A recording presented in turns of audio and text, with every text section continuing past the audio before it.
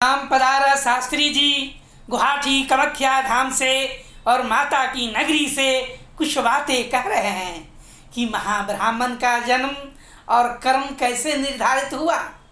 महाब्राह्मण का इतिहास बहुत ही प्राचीन एवं सामान्य रहा है।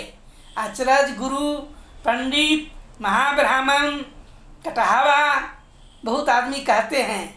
अचरज आदि मृत्यु उपरांत मोक्ष प्राप्ति हेतु तिराती से लेकर गहरेवे की क्रियाक्रम, हवन, यज्ञ तथा पिंडदान करने वाली एक विशेष ब्राह्मण जाति या इस जाति का व्यक्ति, इनको महाब्राह्मण या अचरज भी कहते हैं।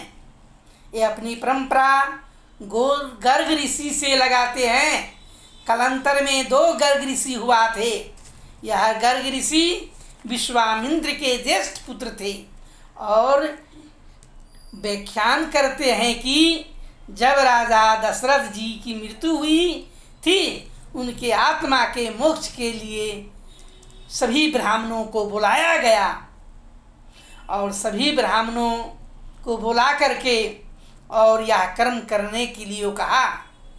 जो वेद का जानकार जो ब्राह्मण थे, वेद का ज्ञाता थे, कर्म करने का ज्ञान था, सभी पंडितों में महाब्राह्मण को एक कर्म करने की चुना। वह गर्ग ऋषि का ही पुत्र था और हवन ऋषियों ने कराया। इस प्रकार पहली बार ऐसा संभव पर अन्य ऋषियों को अचरज हुआ और उस दिन से उनका नाम अचरज पड़ गया।